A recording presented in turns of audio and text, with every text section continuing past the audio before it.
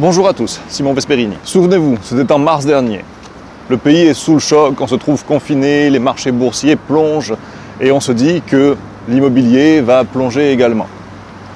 Aujourd'hui, avec un petit peu de recul, on se rend compte que à peu près tous les pans de l'économie ont été touchés, mis à part l'immobilier, qui reste quelque part le dernier bastion de l'économie qui se porte bien. Aujourd'hui, on va prendre quelques minutes pour voir ensemble pourquoi ça ne baisse pas, pourquoi ça n'a pas baissé, est-ce que ça va baisser et quand. Et si vous restez jusqu'à la fin, bien on verra ensemble si c'est réellement le bon moment pour avancer dans vos projets immobiliers. Je m'étais risqué à l'époque, donc au mois de mars, à faire une prévision de ce qu'il adviendrait du marché immobilier dans les mois à venir. Et surprenamment, mon pronostic n'était pas négatif, au contraire, j'étais plutôt optimiste. Alors évidemment, on m'a dit que c'est parce que je vendais de l'immobilier, que je prêchais pour ma paroisse et que je voulais juste vendre mes trucs. Mais bon, ça, ma foi, c'est parce que je suis un professionnel de l'immobilier et deux, je parle sur Internet. Donc forcément, je suis un peu un charlatan.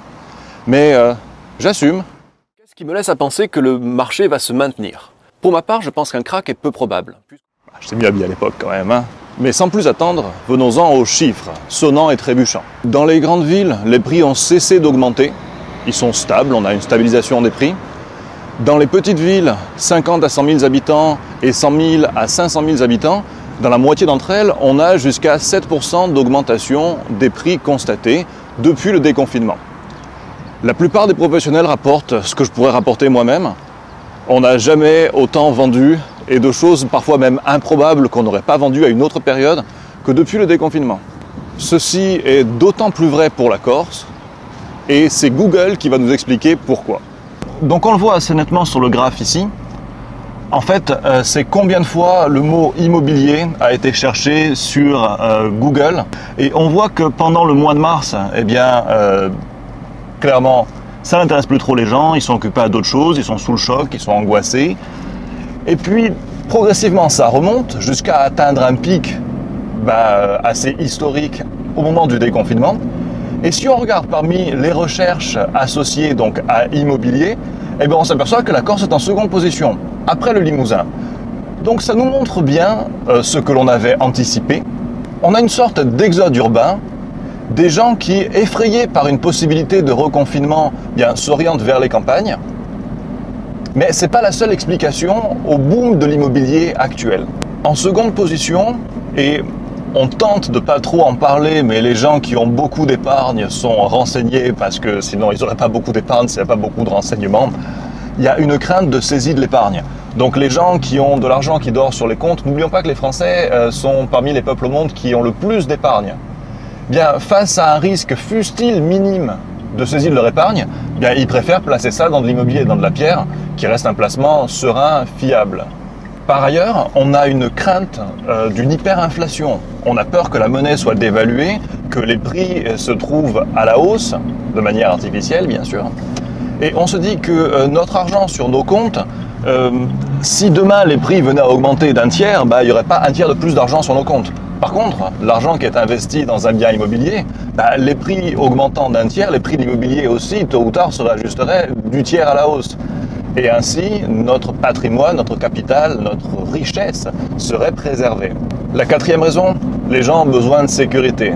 C'est humain, on a besoin de se mettre à l'abri. Donc les gens se disent, on ne sait pas de quoi demain sera fait, l'argent qu'on a aujourd'hui, la capacité d'emprunt qu'on a aujourd'hui, on l'aura peut-être plus. Donc il vaut mieux mettre maintenant ce qu'on a et ce qu'on peut emprunter dans un bien, normalement on devrait le garder. Et donc les gens veulent se mettre à l'abri, d'autant plus que les marchés financiers font un peu peur quand on voit ce qui se passe dessus. La cinquième, c'est que les taux d'emprunt restent très bas et que grâce au fameux effet levier, pour vous la faire simple, on reviendra plus en détail, mais grosso modo, on peut placer de l'argent qui n'est pas à nous, et donc l'argent de la banque, que l'on rembourse avec l'argent qui n'est pas à nous, c'est-à-dire celui des locataires, et on se constitue comme ça un patrimoine. Ça permet d'avancer vers des lendemains qui pourraient être incertains, avec un petit peu plus de sérénité. Et la dernière raison, c'est la plus idiote, mais il y a des gens qui réfléchissent comme ça. Ils se disent, bon, pour l'instant j'ai de l'argent, autant demain je serai pauvre, donc ce que j'ai, il faut que je m'en départisse maintenant. Alors pour faire simple, est-ce que ça va continuer à augmenter? Non, je pense pas. Je pense que les hausses que l'on a constatées récemment sont dues simplement au rebond du déconfinement. Est-ce que ça va baisser? Non, je pense pas. Je pense que dans certains grands centres où le marché est fluide, on peut avoir des réajustements temporaires. Parce que si on prend des grandes villes du style Paris-Lyon, vraiment le marché de l'immobilier peut se réajuster d'un mois à l'autre, voire parfois d'une semaine à l'autre.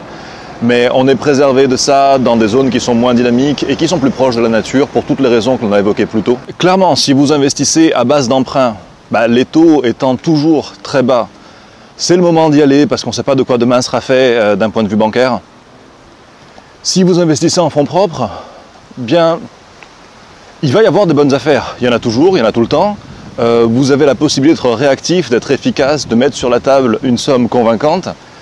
Je pense que l'avenir vous appartient. Comme d'ailleurs, l'avenir appartient à ceux qui s'abonnent à cette chaîne et qui s'abonnent à mes contacts privés. Parce que vous voyez, si vous m'aviez écouté quand je parlais au mois de mars, eh bien, vous auriez eu raison, comme moi. Et vous auriez pu anticiper les évolutions du marché. Bon, je plaisante. Mais réellement, si vous vous intéressez à l'immobilier, abonnez-vous à cette chaîne. Et puis, si vous voulez avoir plus de conseils, des choses plus précises, plus spécifiques à votre cas, rejoignez mes contacts privés en cliquant sur le lien qui est sous la vidéo. Je vous remercie de votre visionnage et je vous dis à bientôt. Ciao.